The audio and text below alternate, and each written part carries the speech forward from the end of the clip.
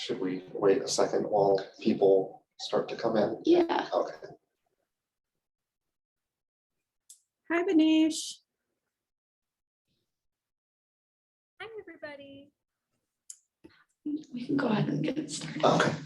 All right. Hi, everyone. Thank you for tuning in to this very special episode of shOPS Talk. And today it's going to be all about diversity, equity, and inclusion.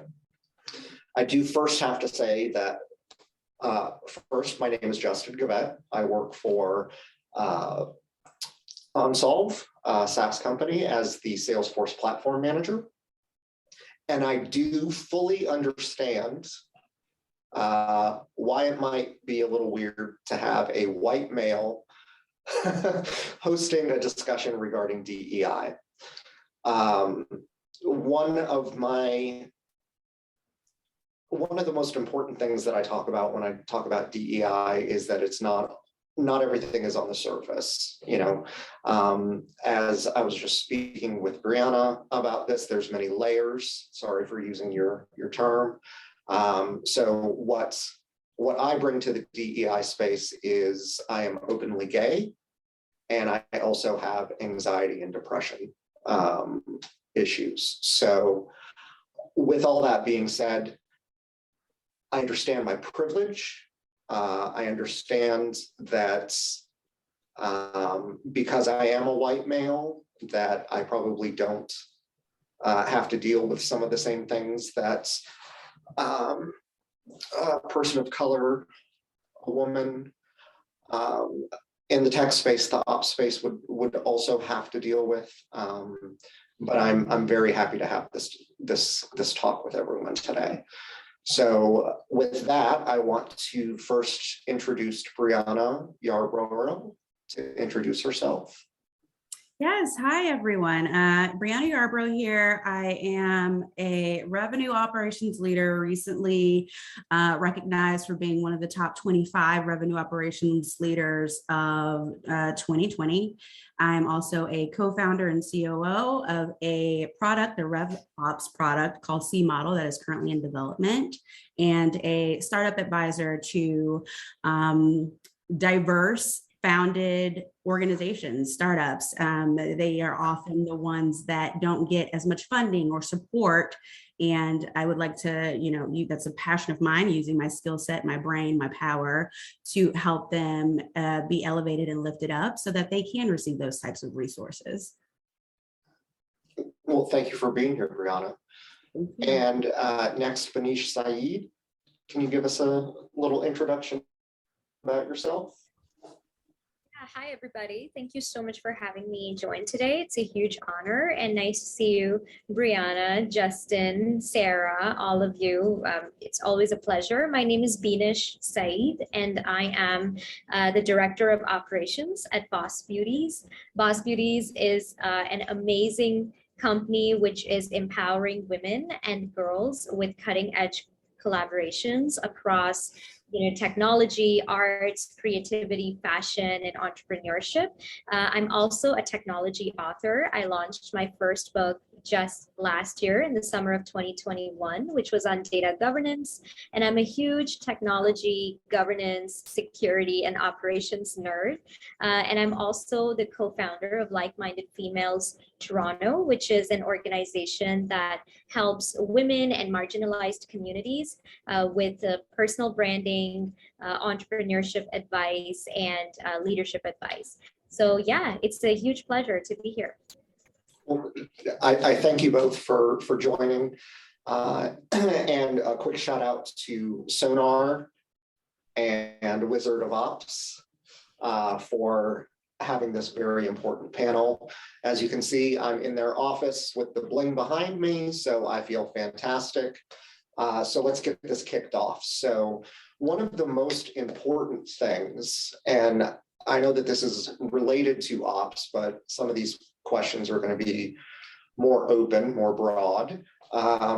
So one of the biggest things is making sure that your employees feel welcome, feel like they belong.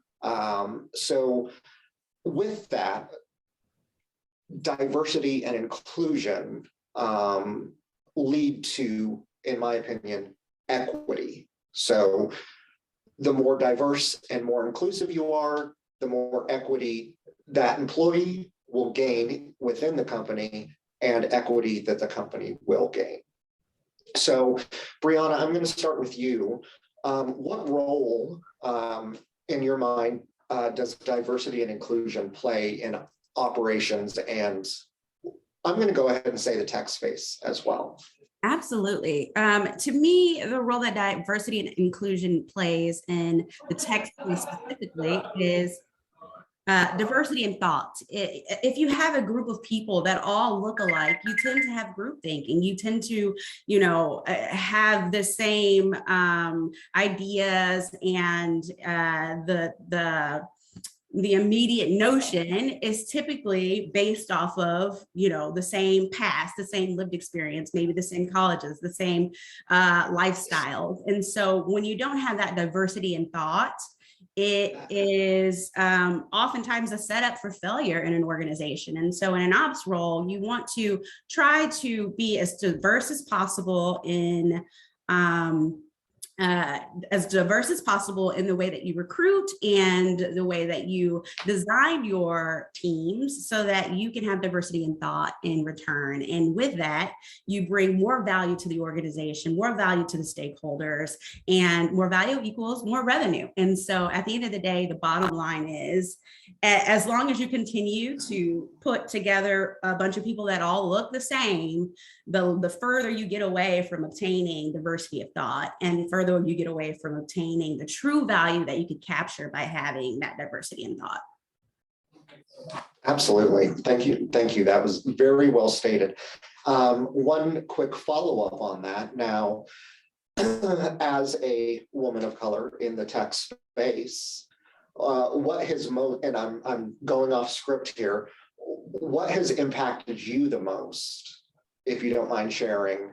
What experience have you that has told you, okay, I feel included, I feel supported, I feel loved? Yeah, absolutely. Being called on in a meeting, if someone notices that the meeting is dominated, I'm the first and the only that looks like me that's in this meeting, and maybe I'm the only female, maybe I'm the only person of color, and I'm surrounded by other people, but they notice that the domination that they have going on in the conversation with the majority that are, quick, especially in the revenue operations or revenue communities, these are people that have a certain, they have a certain type of, let's call it ego and confidence. And so they'll go back and forth with each other, and you wouldn't even exist if you don't speak up for yourself. But one of the things I experienced was an ally, a true ally that said, Brianna, what is your thoughts on this particular topic? And that was what the meaning of inclusion stands for. You going back and forth with each other, and me trying to get a word in or being talked over does no one any justice. It only makes people feel further and further detached and further away from the experience of inclusivity at their organization. And so just having that one simple thing where someone was thoughtful enough or aware enough to be an inclusive leader in saying, I would like to hear from Brianna. Let's have her share what her opinion is. And guess what? It was their best idea in the room. And no one else realized, at the end of the day, you've got to give people an opportunity. You got to create space for people to allow them to feel comfortable in sharing. And if you shoot people down, that's another thing. If you shoot their ideas down because you think that your idea is always going to be better, you're going to lose out on some opportunities. Absolutely, absolutely. So allyship, 100% allyship. Even if you don't think that someone necessarily needs you to speak up for them, speak up for them anyways. How about you, Benish? What does diversity and inclusion look like for you in the ops and technology specifically space? Yeah, I think it's a good question. The way I see operations is that these are, sometimes the most crucial people in an organization. Without them, a company, as Brianna so beautifully said, wouldn't really function. And so you really need to have people who really are, they want to get things done. That's how I describe people in ops. They are the go-getters, the people who really get things done. And so when it comes to diversity and inclusion, I really love the immigrant mindset, which is, if you look at real immigrants, they go to different countries and they always stay on their toes. They keep looking out for opportunities. They try to leave a legacy behind. They have this sense of community where they build communities and help each other. And they always have that entrepreneurial attitude with which, they just want to get things done. They want to achieve things more and more because they are starting from scratch. They do not have a support network. They don't have a system of, financial as well as relationship capital flowing in for them to be very successful in a whole new country, in a whole new weather, in a whole new climate. So when I look at, ops, I really, really love anyone who comes in with an immigrant mindset, because these are the people who really get the things done. They build amazing relationships and they go on to take companies at soaring heights. And so I think the beauty of diversity and inclusion is, when you really see somebody with that kind of an entrepreneurial, go-getter attitude who comes in with diversity of thoughts and ideas, but also diversity of just the way of doing things and making sure things get done, because they are not complacent. They are not comfortable. They are really on their toes and they're thinking about the next win, or they're thinking 5 years in advance. So I think really diversity of thought, action, background, all of that plays a huge role. And you don't always have to be an immigrant to have that mindset. You could be somebody, still in your own country, but you could have that mindset. So I just think it's a very beautiful thing that I have seen, and personally I have done myself as an immigrant, that, when I see, people with that mindset just get together, I see amazing stuff happen. Now, just a quick follow-up on that, or a quick comment. Now, with that inclusion and that mindset, would you agree that that plays into the equity and building of generational wealth where it normally wouldn't have? Absolutely. That is why so many people, they immigrate, because they want to create a legacy, not just for themselves, but for the next generations of their families, but also of their community, of their friends, and when they all get together, you start to have this creation of generational wealth, not just for people who are coming in from other countries, but people who are, the natives as well, because, not all natives are rich or completely established or, financially independent. But when all of those people come together with that mindset, I really think that, that generational wealth does get created. Absolutely agree. Just to switch topics, I think we may have just lost Manish. Brianna, what do you think? How can we celebrate our differences within the workspace? Yeah. And support each other? What would be your top 3 things that you would do to do that?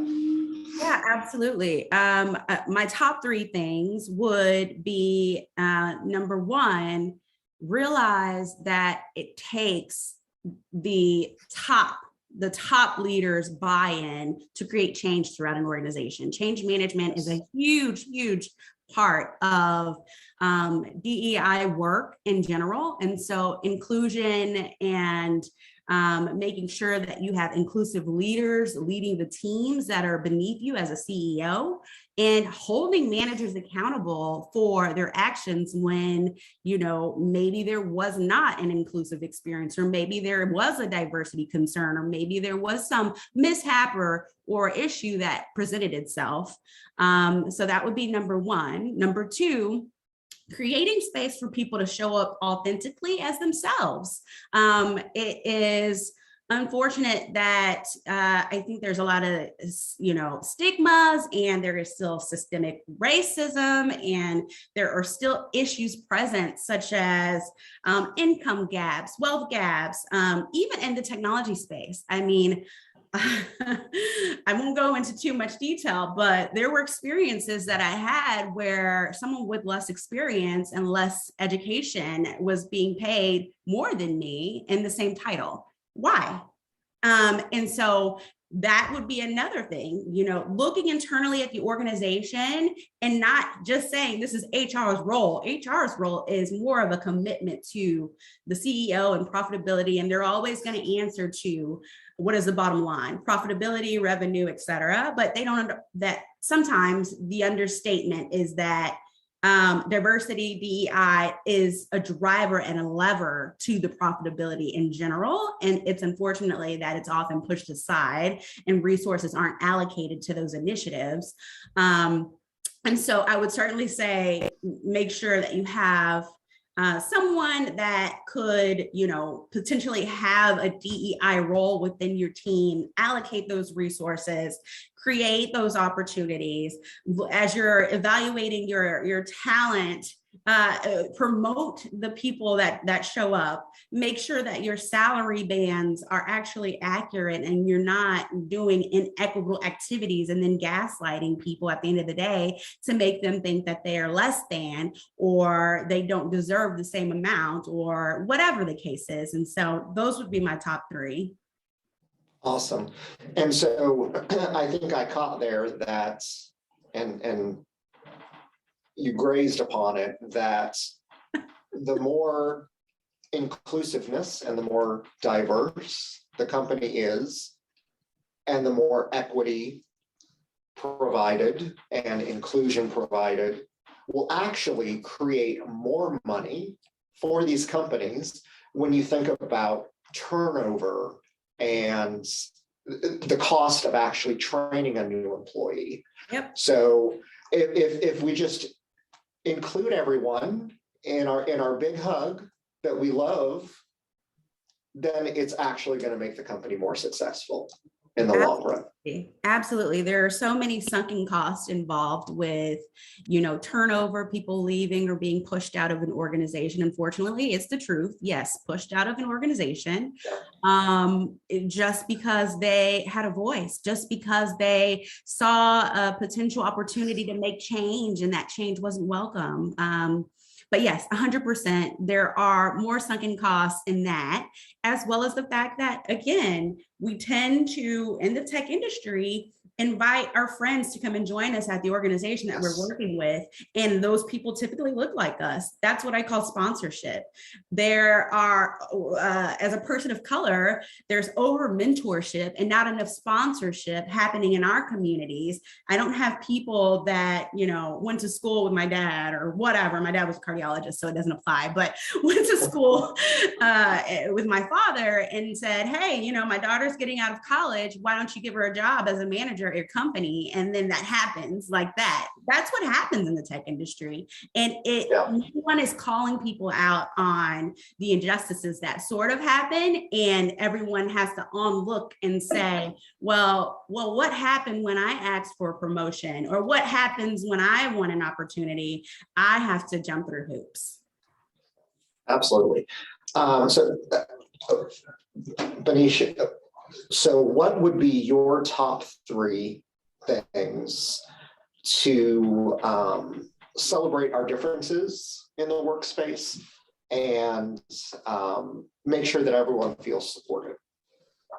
Yeah, absolutely. And actually earlier I cut out, I think I could see a call coming in on my laptop. So I was just trying to manage that.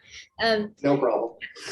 In terms of my top three, or, I don't even count these, but I just have ideas all the time. And from what I have experienced and seen, I think the first thing is to really recognize that there are differences and not just thinking, if you're an American company, especially as I understand a lot of the people tuning in today are from the US probably.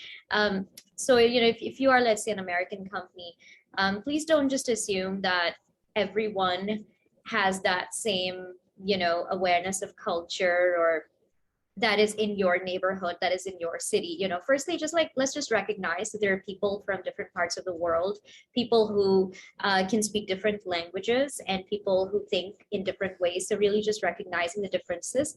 And then secondly, taking a step back and helping your team by talking to every single person. If you are a director, or if you are a manager, like if you are working with lots of people, if you're in that position, take a step back, talk to every single person, really ask them, where do you want to be in the next 8 months? Where do you want to be in the next 2 years? Let's create a career path for you so you feel the most empowered to do your job and to also succeed, grow, make more money, have a clear and natural expectation that your salary is going to increase after a certain point, rather than just working and having this dark hole, thinking 5 years into your job, oh, should I get a raise? Should I ask for a raise? It's things like that. So really, working with a career path with people, I think it helps. It gives people a sense of purpose. It gives them, milestones in their head mentally to really work towards. And especially in the fast-paced climate of today, where we have SaaS companies and we have, all these companies that are tied to technology, especially in North America, with the tons of graduates around you, also a lot of jobs as well. I'm not saying it's easy to find jobs, but it is a very hot market. Sometimes if something doesn't work out, I mean, you have such an amazing Wizards of Ops community. If something doesn't work out for somebody, I'm sure they'll reach out to a few people in your community, and they might be able to, connect them with somebody and have an interview or something. So, internet and connectivity is making it easier for people to network and find opportunities, although not at an amazing pace for women, and especially women of color. But still, it's possible. And like Brianna mentioned, the sunken costs of people being pushed out of companies is there too. So you really have to make the work life interesting, exciting, fun, purposeful, intentional for people, especially on your ops team, because these are the people who get all kinds of requests all day, every day. As an ops person, you might wake up and start your day with a plan that, oh, I have to look at the tech stack from so-and-so time. I have to make sure I work on, so-and-so, data analysis and, all of the work that you're working on. But then you might be inundated with 50 other requests in a day. And so you should be valued as an ops person, especially, and you must have a career plan. An ops person should not be thrown into a corner thinking, oh yeah, it's the reports guy. Oh, that girl who makes reports and dashboards for us. That's not the culture we want to promote when we are designing and building careers in revenue operations. I see this as one of the most in-demand jobs, especially in the next 5 years. So we better make this exciting and inclusive for everybody. And then the last thing I would say is intersectionality. Let's all respect that intersectionality is really important, right? Not every Black person has the same experience. Not every brown person or white person has the same experience. I'm from Pakistan. Not every Pakistani is right now in a position like me on this panel. Some of them are lost, some of them are in trouble, some of them are struggling, and so intersectionality has to be recognized, and really people should be supported mentally and physically, and especially in a demanding job like operations. You really have to look after somebody's wellness and make sure that they are eating properly, they are sleeping properly, because those things can be very, very easily overlooked, and it just becomes a very normal thing for people in ops to say, oh yeah, I didn't really have dinner yesterday. Oh yeah. I didn't have breakfast, I skipped it, I was just working on my Salesforce. I was like putting doing like I don't know, putting some kind of a hot fix in Salesforce. So I think those are my top 3 or 4 things that I would suggest. I love that you threw intersectionality in there. Before we started, I actually threw that out to Justin. And we have so many layers to us, and he called out the layers at the beginning. But, as a Black, female, lesbian, mother. I mean, those are just 4 of the layers of my intersectionality, at which could end up affecting me. And, unfortunately, some are visible, some are not. And the ones that are visible also equivalent to certain types of discriminations that, we don't always talk about or consider. And when you have additional layers, the more the layers, the higher opportunities you would eventually kind of fall into some of those discriminations. And so I'm glad that you said that, Benish. Absolutely. And before we jump to Q&A, I just wanted to jump on the last portion of both of your comments regarding, pushing a person into one role. So, for instance, if you're holding a meeting and there's only one woman in the room, don't just automatically say, "Hey, can you take notes?" Like, the person may be a great note taker or a crappy note taker, but don't make that, I'm going to call it a microaggression, or a, thing that the woman is going to take the notes or something like that. So I think that reframing your mindset of what people can actually do is better than framing it on how someone looks. So thank you both for your candor. And so we have got our first question, and it does not apply to me, so I'm just going to go ahead and ask it. So Angelica has said she's new in the tech ops space, and as a female first-generation immigrant, it can be intimidating finding your voice, and finding your voice can be hard. How would you recommend someone to empower themselves and their voice? Why don't we start with Brianna first? Yeah, I will be very transparent. At a couple of points in my career, I felt like I did not have a voice. I started my career out in oil and gas, and that is a highly political sort of environment dominated by the same sorts of things that we see in tech. And I oftentimes just find myself just kind of, letting go of all of the sort of stigmas and things that kind of carry on with you that make you lose your voice, or lived experiences that made you go into your shell, and breaking out of that and finding out that you can be free, you can speak, you do have value, you were hired for this role for a reason, you're there for a reason, they chose you out of many others, and so you step up to the plate and you step up to the cause. And if it does not, if you are met with some sort of discourse or some sort of negative response, then it's up to you to evaluate if this is the type of organization that you truly want to work for. There always will be some sort of conflict. It's about how the organization and how the people within the organization navigate that sort of conflict, navigate that sort of communication. And I think another call to action is, as much as you can, create awareness. Be able to tell someone, hey, this is the impact of what happened in that last meeting. I want to make sure that you're aware of it, because there is a lot of unconscious bias that still exists. People do things without realizing that they're actually creating harm towards someone. And that also, in turn, makes us lose our voice. And so that would be my answer to your question. And Benish, how about you?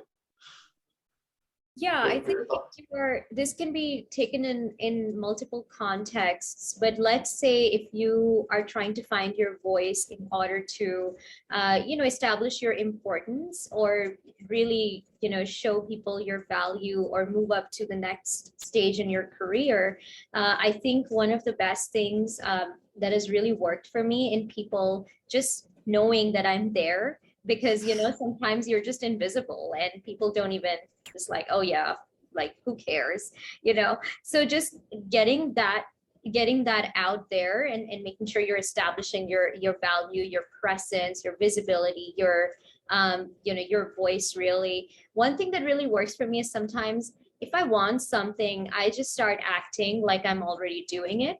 So if you want to be, if you want to be a manager, if you want to do something else, if you want to work on a really amazing project, I think it's good if you just like do a little bit of work around it, and you just present it to somebody and say, hey, I'd love for you to take a look. I was actually hearing about all these things happening and really curious about the status of that strategy or that project or that thought that you were all considering. I heard about it in the meeting the other day. And so I did a little bit of research and I came up with these ideas, or this is what I discovered. If you want, I can help further. I would really love to help with that one.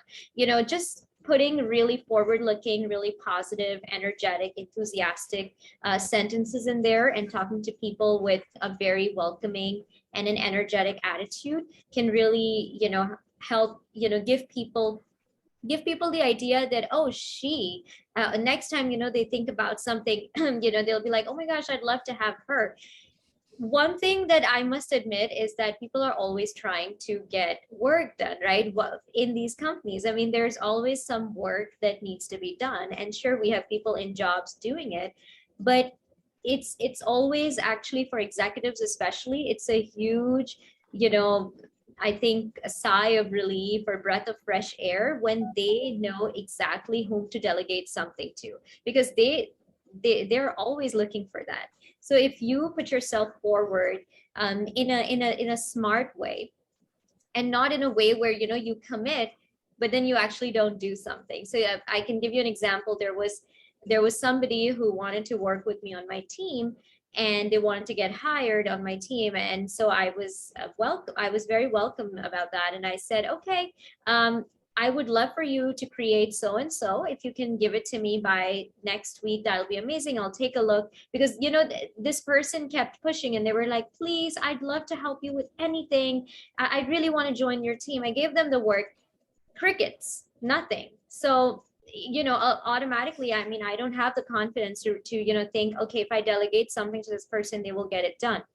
So you just act like what you want to be, and B, if you do commit to that kind of an attitude, then follow through, show up, and show the results. I think being solution oriented and results oriented in that sense, and then taking from Brianna's advice, really waking up and thinking, I am enough.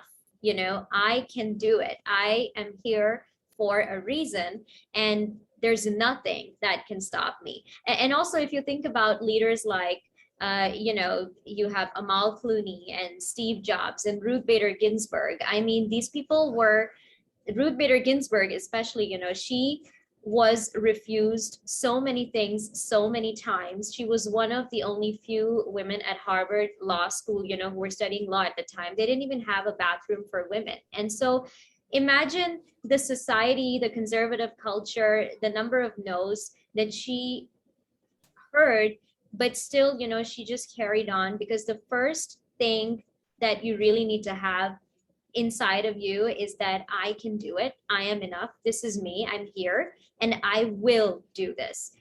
Believing in yourself is the first thing. And the second thing, just start acting like you already have the job. So in that way, you grow and grow, and you start having a voice. People start to value your opinion, and they turn to you for advice, and then also act as your sponsors and help you get in higher places. Thank you. I was wrong. I do have something to add to that just really quick. So on the flip side, I encourage anyone that is not a person of color, that is not, first gen immigrant, don't close your eyes to that, right? So if you're in HR, if you're a hiring manager, if you're a department head, don't be blind and don't be deaf. Okay, one more question. When our ops team is looking to fill new positions on our team, how would you recommend we advocate for hiring new voices different than what we already have? So let's start with Benish this time. If you have the authority, I mean, if you are hiring, I believe you have the authority. I believe you have a position in the company where you are either the executive or there are executives looking at you for a decision and opinion. I think you should really, it's time for you to really use that and be the change maker and just be vocal. Just if you can confidently get up and say, I feel like we keep hiring the same kind of people. It would be nice to have, people from different backgrounds. You can also phrase it, this way, so it doesn't come across as offensive to anybody. I'm not saying you should be scared, or you should suppress your thoughts, but yeah, I mean, you can simply say something like, we would love to hire people from different backgrounds. And also when you actually interview people, make sure you're putting forward the profiles of the resumes of individuals that are from diverse backgrounds, because the executives aren't there doing that sourcing work, right? It's you who is doing it. So you actually have the key to unlocking the door to a diverse group of people and bringing them into the pool that then finally gets selected. So I think really starting from there and also making it known that, we've seen a pattern of so and so happening, and it would be amazing if we could get somebody from a background in operations, somebody who has a background in law, somebody who has a background in music, somebody who has worked and lived in Japan and traveled across Europe and then come to North America or something. And you can actually, if you can accompany all those names and all those profiles with examples of what they have done and how it can translate to, somebody being resilient, somebody being emotionally intelligent in the world of ops, and someone who is a go-getter and someone who gets things done, then I think, you will really put forward a good case to having these people on board. But I think you can really start from looking at the pool, making sure it's diverse. B, the people you are suggesting, you are complementing their names with their stories and examples of what they've done. And then really making everybody visualize how that can translate to a really powerful and diverse ops and a very fun ops team as well. Yeah. What do you think, Brianna? Yeah, I completely agree with everything that she just said. I also would include that there are tons of research. There's been a ton of research done on this topic, tons of articles that depict sort of the value that is seen in hiring a diverse workforce. I would say that the unfortunate thing that someone feels that they have to advocate for diversity recruitment is that's an unfortunate thing. However, I think it is also an opportunity to help leaders check their own sort of beliefs, their own values, their own behaviors, their own unconscious biases. So with that, I would also include resources. Obviously, talking to your leader in HR, that would be my first point of contact. They own recruitment and they are doing this. They probably have OKRs that are already established from the beginning of the year. If BEI is not in there, then it should be in there, and we should work more closely to becoming more equitable, more inclusive and diverse as an organization. And through that sort of research that has been done, you can use that as leverage in having those conversations. But I'd also include that you could come with some additional resources. There are a ton of marginalized groups, websites that help you tap into diverse candidates. And so like Trabaja is one, Hire Black Initiative, JobQuell. You can work with HBCUs. But I also want to state the very, very important piece of this. Most companies, unfortunately in tech right now, have thought about diversity recruitment. They've got that. They can get them in the door. At first, they couldn't find them. Now they can find them. And now, how do you keep them? Your retention strategies are just as important as getting them in the door. And your retention strategies include things like equipping managers with the right mindset of how to be an inclusive leader, or how to check their biases, or how to check their values and beliefs, and how to show up for people of color. And you do that through trainings and awareness and conversations on an ongoing basis. You create safe spaces for people of color to talk about sort of their experiences.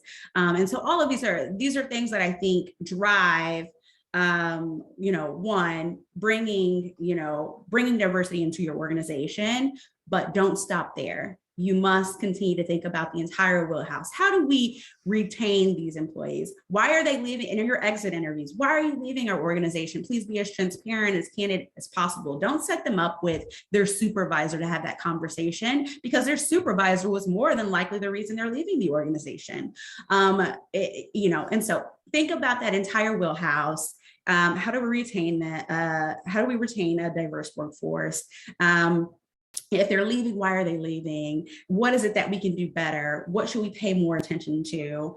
And the resources are all out there. There's no more excuses for anyone for the low headcounts that we're seeing in technology and in ops in general. I'm in a lot of revenue communities. I'm in a lot of marginalized communities, and I am often sharing, here, take a look at this job, and kind of just being an intermediary. I love connecting people to tools, resources, other people, communities, and that community building and connecting each other is what will help us create change.